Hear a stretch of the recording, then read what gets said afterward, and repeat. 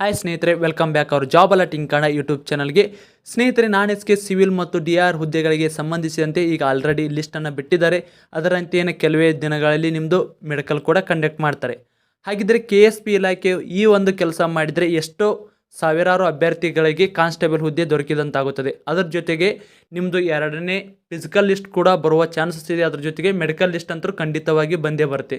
ಹಾಗಿದ್ದರೆ KSP ಇಲಾಖೆಯು ಮಾಡಬೇಕಾದ ಕಾರ್ಯ ಯಾವುದು ಅಂತ ನೋಡೋದಾದರೆ, ಸ್ನೇಹಿತರೆ, ನೀವೇನಾದರೂ ಮೊದಲ ಬಾರಿಗೆ ನಮ್ಮ ವಿಡಿಯೋ ನೋಡ್ತೀರ ತಪ್ಪದೇ ಒಂದು ಲೈಕ್ ಮಾಡಿ. ಇದೇ ರೀತಿ ಕಂಟಿನ್ಯೂಸ್ ಅಪ್ಡೇಟ್ಗಾಗಿ ನಮ್ಮ ಚಾನಲ್ನ ಸಬ್ಸ್ಕ್ರೈಬ್ ಮಾಡಿಕೊಳ್ಳಿ.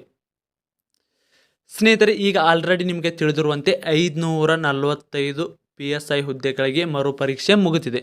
ಅದರಂತೆ ಸಿವಿಲ್ದು ಕೂಡ ಕಾನ್ಸ್ಟೇಬಲ್ದು ಮೆಡಿಕಲ್ ಲಿಸ್ಟ್ ಬಿಟ್ಟಿದ್ದಾರೆ, DRದು ಕೂಡ ಮೆಡಿಕಲ್ ಲಿಸ್ಟ್ ಬಿಟ್ಟಿದ್ದಾರೆ. ಅದೆಷ್ಟೋ ಅಭ್ಯರ್ಥಿಗಳು 77, 78 ಈ ರೀತಿ ಅದರಲ್ಲಿ 0.25 ಹುದ್ದೆಗಳಿಗೆ ಆಯ್ಕೆಯಾಗುವುದನ್ನು ತಪ್ಪಿಸಿದೆ. ಹಾಗಿದ್ದರೆ ಎರಡನೇ ಮೆಡಿಕಲ್ ಲಿಸ್ಟ್ ಬಿಡ್ತಾರೆ. ಹೌದು ಸ್ನೇಹಿತರೆ, ಖಂಡಿತವಾಗಿ ನಿಮ್ಮದು ಎರಡನೇ ಮೆಡಿಕಲ್ ಲಿಸ್ಟ್ ಬಿಡುತ್ತಾರೆ. ಅದ್ರ ಜೊತೆಗೆ ಎರಡನೇ ಫಿಸಿಕಲ್ ಲಿಸ್ಟ್ ಕೂಡ ಬರುತ್ತದೆ.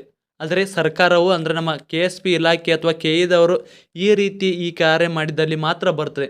ಸ್ನೇಹಿತರೆ, 545 ಹುದ್ದೆಗಳದ್ದು ಏನು PSI ಹುದ್ದೆಗಳದವ, ಈ ಹುದ್ದೆಗಳದ್ದು ರಿಸಲ್ಟನ್ನು ಅನೌನ್ಸ್ ಮಾಡಬೇಕು. ಅಂದರೆ ನಮ್ಮದು ಈ ಕಾನ್ಸ್ಟೇಬಲ್ ಹುದ್ದೆಗಳದ್ದು ಏನೈತಲ್ಲ, ಇದಕ್ಕಿಂತ ಪೂರ್ವದಲ್ಲಿ ಅದನ್ನು ರಿಸಲ್ಟನ್ನು ಅನೌನ್ಸ್ ಮಾಡಿ ಆ ಅರ್ಹ ಅಭ್ಯರ್ಥಿಗಳನ್ನು ಹುದ್ದೆಗಳಿಗೆ ಆಯ್ಕೆ ಮಾಡಿಕೊಂಡು ಜಾಯ್ನಿಂಗ್ ಕೂಡ ಲೆಟರ್ ಕೊಡಬೇಕಾಗ್ತದೆ. ಯಾಕಪ್ಪ ಅಂದ್ರೆ ಎಷ್ಟೋ ಅಭ್ಯರ್ಥಿಗಳು 545 PSI ಹುದ್ದೆಗಳಿಗೆ ಆಯ್ಕೆಯಾದ ಅಭ್ಯರ್ಥಿಗಳು ಸಿವಿಲ್ ಮತ್ತು DR ಹುದ್ದೆಗಳಿಗೆ ಕೂಡ ಆಯ್ಕೆಯಾಗಿದ್ದಾರೆ. ಇದರಿಂದ ಎಷ್ಟೋ ಅಭ್ಯರ್ಥಿಗಳು PSI ಕಡೆ ಜಾಯ್ನಿಂಗ್ ಆದ್ರೆ ಇಲ್ಲಿ ಸಿವಿಲ್ ಮತ್ತು DRದಲ್ಲಿ ಹುದ್ದೆಗಳು ಖಾಲಿ ಉಳಿತಾವೆ. ಇದ್ರ ಜೊತೆಗೆ ನಿಮ್ಮದು ಎರಡನೇ ಮೆಡಿಕಲ್ ಲಿಸ್ಟ್ ಕೂಡ ಬರ್ತದೆ.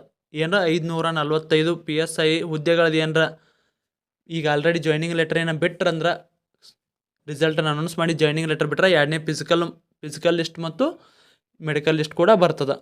ಹಾಗಿದ್ದರೆ ನಮ್ಮದು 545 ಫಿಸಿಕಲ್ ಲಿಸ್ಟನ್ನು ಇವರು PSIದು ಏನಾದರೂ ಬಿಡಲಿಲ್ಲಪ್ಪ ಅಂದ್ರೆ ಅಟ್ಲೀಸ್ಟ್ ಈ 1137 ಹುದ್ದೆಗಳು ಏನದಾವಲ್ಲ, ಈ ಸಿವಿಲ್ ಹುದ್ದೆಗಳಿಗೆ ಸಂಬಂಧಿಸಿದಂತೆ DR ಹುದ್ದೆಕ್ಕಿಂತ ಮೊಟ್ಟ ಮೊದಲು ಈ ಹುದ್ದೆಗಳದ್ದು ಮೆಡಿಕಲನ್ನು ಮುಗಿಸಿ ಜಾಯ್ನಿಂಗ್ ಲೆಟರನ್ನು ಅಪಾಯಿಂಟ್ಮೆಂಟ್ ಆರ್ಡ್ರನ್ನು ಕೊಡಬೇಕಾಗ್ತದೆ.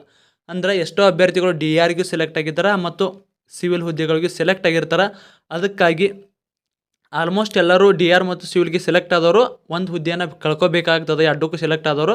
ಅದಕ್ಕಾಗಿ ಆಲ್ಮೋಸ್ಟ್ ಎಲ್ಲರೂ ಕೂಡ ಸಿವಿಲ್ ಹುದ್ದೆಗಳಿಗೆ ಜಾಯ್ನ್ ಆಗ್ತಾರೆ. ಅದರಿಂದ DR ಹುದ್ದೆಗಳಲ್ಲಿ ಎಷ್ಟೋ ಹುದ್ದೆಗಳು ಖಾಲಿ ಉಳಿತವೆ. ಈಗ ಆಲ್ಮೋಸ್ಟ್ ಎಷ್ಟೋ ಜನ ಕೂಡ DR ಮತ್ತು ಸಿವಿಲ್ ಎರಡೂ ಅಲ್ಲಿ ಮೆಡಿಕಲನ್ನು ಅಟೆಂಡ್ ಮಾಡ್ತಾರೆ. ಅದರ ಜಾಯ್ನಿಂಗ್ ಲೆಟರ್ ಫಸ್ಟ್ ಯಾವುದಾಗುತ್ತೋ ಅದಕ್ಕೆ ಇವರು ಪ್ರಿಫರೆನ್ಸನ್ನು ಜಾಸ್ತಿ ಕೊಡ್ತಾರೆ.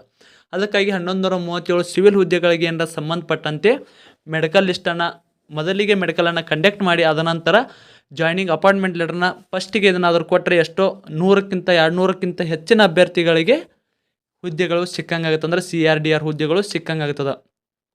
ಇದರಂತೆ 545 ಏನಾದರೂ PSI ಕೂಡ ಫಸ್ಟಿಗೆ ಈಗ ಆಲ್ರೆಡಿ ಈ ಮಂತ್ದಲ್ಲಿ ರಿಸಲ್ಟನ್ನು ಅನೌನ್ಸ್ ಮಾಡಿ ಮೆಡಿಕಲನ್ನು ಆಯ್ಕೆ ಮಾಡಿದ್ದಾನೆ, ಮೆಡಿಕಲ್ ಲಿಸ್ಟನ್ನು ಕರೆದು ಅಪಾಯಿಂಟ್ಮೆಂಟ್ ಏನಾದರೂ ಕೊಟ್ಟರೆ ಇದರಿಗೆ ಸಿವಿಲಲ್ಲಿ ಎಷ್ಟೋ ಹುದ್ದೆಗಳು ಖಾಲಿ ಆಕ್ಕವು. ಸಿವಿಲಲ್ಲಿ ಹುದ್ದೆಗಳು ಖಾಲಿ ಆದಂದ್ರೆ ಅದರಂತೆ ಸಿವಿಲ್ ಮತ್ತು DR ಮತ್ತು PSI ಹುದ್ದೆಗಳಿಗೆ ಆಯ್ಕೆಯಾದ ಅಭ್ಯರ್ಥಿಗಳದ್ದು ಕೂಡ ಸೀಟ್ ಖುಲ್ಲ ಆಗ್ತಾವಾಗ PSI ಹುದ್ದೆಗಳಿಗೆ ಎಷ್ಟೋ ಅಭ್ಯರ್ಥಿಗಳು ಆಯ್ಕೆ ಆಗಿದ್ರೆ ನಮ್ಮದು CR/DRದು ಎರಡನೇ ಫಿಸಿಕಲ್ ಲಿಸ್ಟ್ ಕೂಡ ಬರ್ತದೆ.